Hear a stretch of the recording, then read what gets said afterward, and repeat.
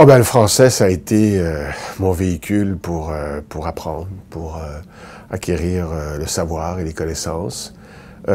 C'est particulier dans mon cas parce que je suis dyslexique. Alors, j'ai eu de la difficulté à apprendre à lire et à écrire, quelle que soit la langue d'ailleurs. Je trouvais que c'était le français, mais dans une autre langue, ça aurait été la même chose.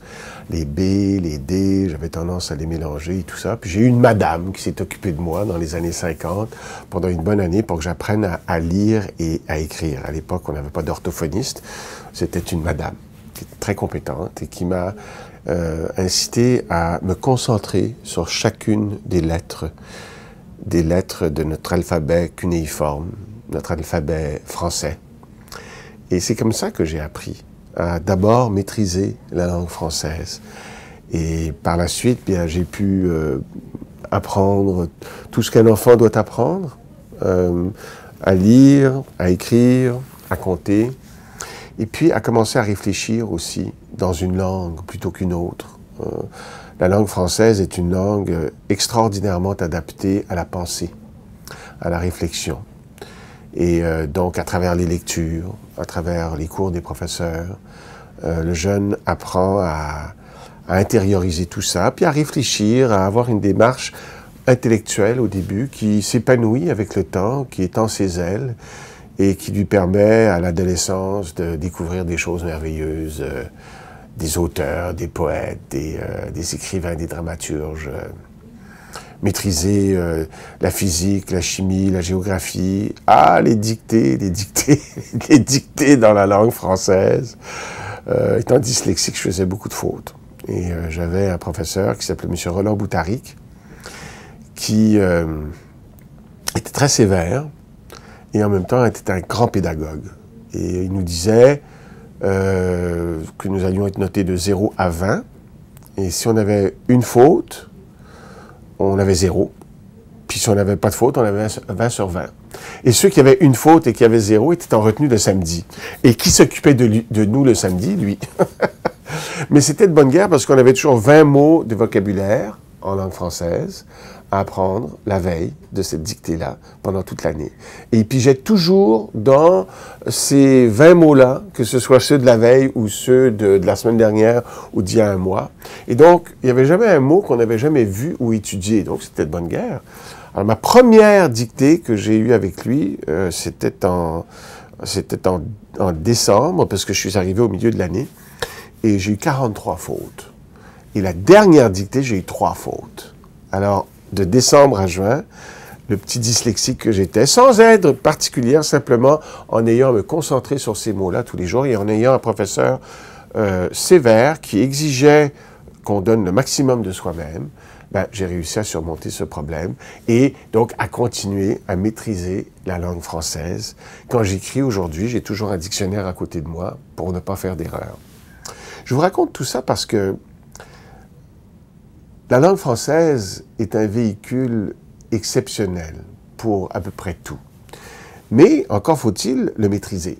Et c'est une langue difficile. C'est pas une langue, j'ose dire, aussi facile que l'anglais. L'anglais est une langue plus passe-partout, plus élastique. Un verbe peut devenir un mot, enfin, etc. En français, les mots sont très précis. C'est la force de cette langue, d'ailleurs.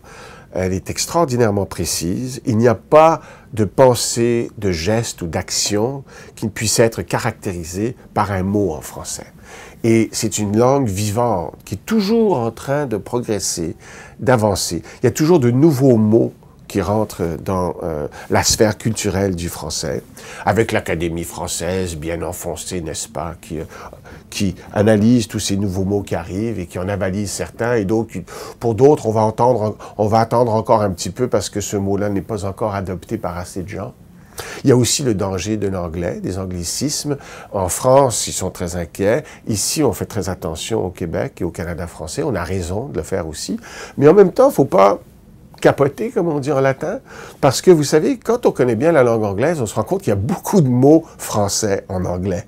Bien plus qu'on le pense. À la limite, je me demande s'il n'y a pas plus de mots en français en anglais qu'il y a de mots anglais en français qu'on utilise ici au Québec.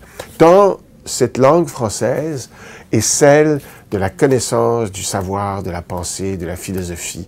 On n'a qu'à penser aux grands philosophes, aux grands auteurs de la langue française qui ont influencé la pensée humaine, qui ont influencé la civilisation, la démocratie telle que nous la connaissons. C'est extraordinaire.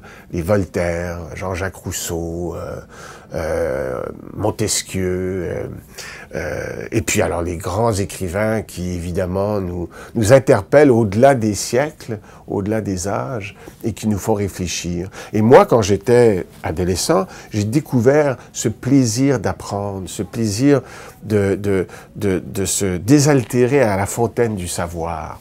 Plus tard, j'ai eu un professeur qui s'appelait Marcel Alexandre, qui était aussi très sévère, mais qui était un grand professeur, et qui m'a fait découvrir alors les poètes, du Bellay, Rabelais, qui était un écrivain bien sûr, Ronsard, etc., et qui nous a fait apprendre le discours de la méthode, par exemple, de Descartes, le je pense, donc je suis. J'essaie de me souvenir de ce passage. Je n'ai aucune chose pour vraie que je ne la connaisse évidemment être telle, c'est-à-dire d'éviter toute précipitation ou prévention, etc., etc. J'ai appris ça à 17 ans, j'en ai 68 et je m'en souviens encore aujourd'hui. Mais pourquoi est-ce que j'en parle? Parce que ce discours de la méthode structure la pensée humaine. À travers le langage, la pensée s'exprime. Et le français, comme je le disais tout à l'heure, est un véhicule merveilleux pour cela. On n'a qu'à penser, par exemple, aux grands singes, les chimpanzés, les gorilles, etc., qui, dans certains cas, ont appris le langage rudimentaire, mais ils peuvent posséder jusqu'à 200, 300 mots. C'est un langage de signes, c'est un langage par écran d'ordinateur, et ça s'arrête là.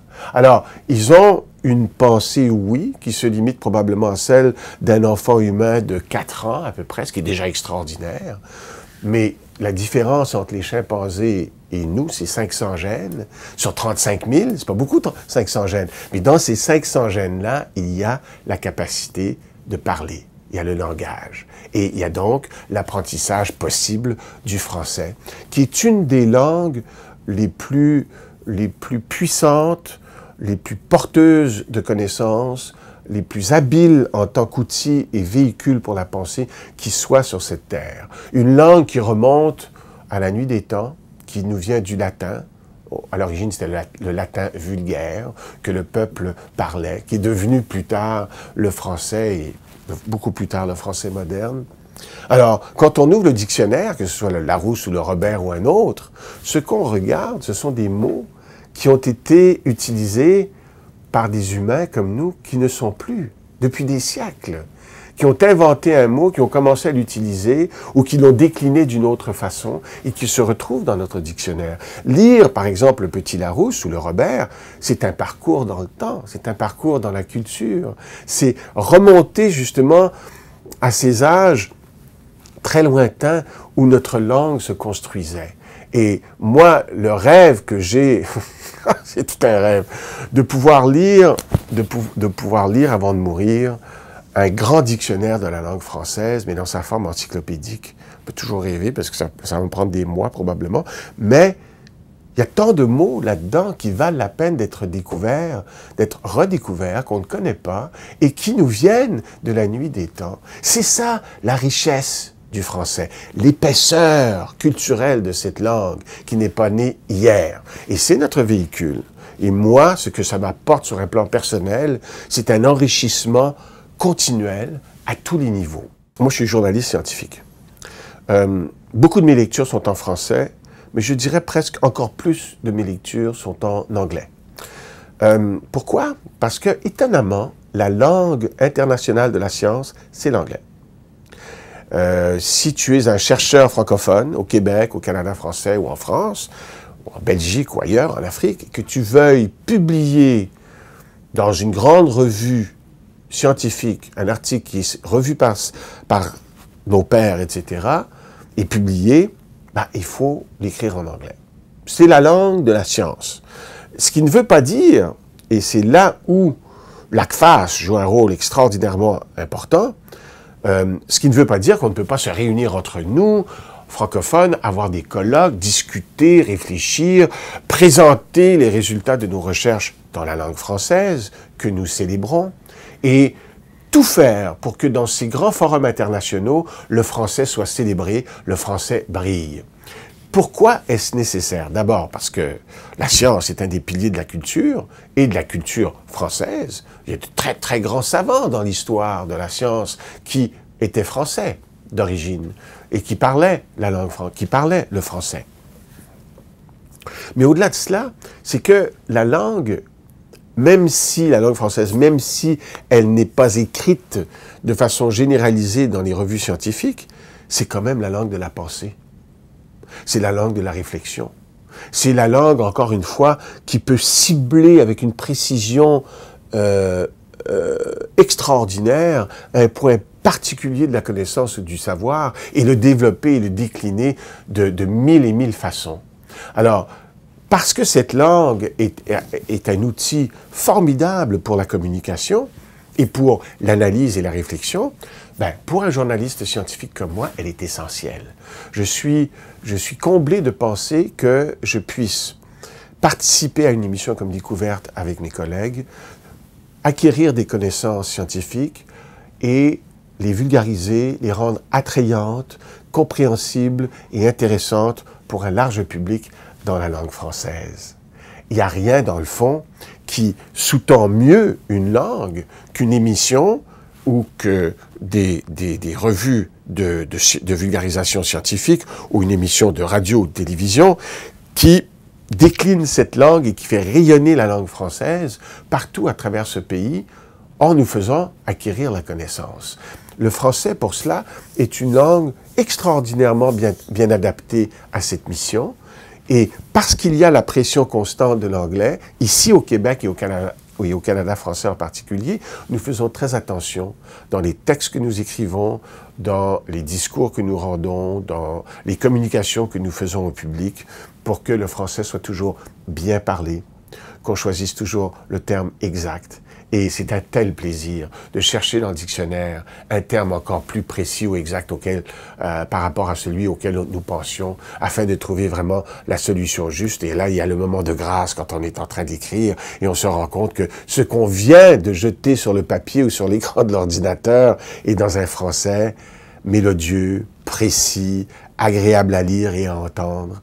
Alors, c'est une langue qui se prête particulièrement bien à mon métier de journaliste scientifique parce que elle est extraordinairement précise, elle permet la rigueur absolue et en même temps, elle est agréable à écouter, elle est mélodieuse et ça ne nous empêche absolument pas de raconter des histoires qui sont très humaines, pleines d'émotions et de tendresse et en même temps de saupoudrer le récit de toutes sortes d'informations scientifiques qui sont communiquées de façon très précise. Le français est une langue de la communication. Et quand on apprend, par exemple, à bien lire un texte en français pour le micro, il y a des techniques de lecture, mais elles reviennent toutes à une base solide. Quand on respecte cette technique de lecture, les gens, quand ils nous écoutent, ils n'ont pas l'impression qu'on lit. Ils ont l'impression qu'on invente au fur et à mesure notre discours. Et ce sont quelques principes de lecture qui sont très importants, mais qui rendent la langue française extraordinairement utile comme instrument de communication. Parce que quand on raconte une histoire scientifique, quand on fait un reportage dans le domaine de la science, la première chose, évidemment, que l'on vise, c'est d'être compris dès la première écoute. Et pour cela, le français est une langue formidable, parce que tout est là. Toutes les précisions dont on a besoin sont là et on peut vulgariser aussi vraiment de façon constante sans que les gens aient l'impression qu'on les infantilise, sans que les gens aient l'impression de ne pas comprendre.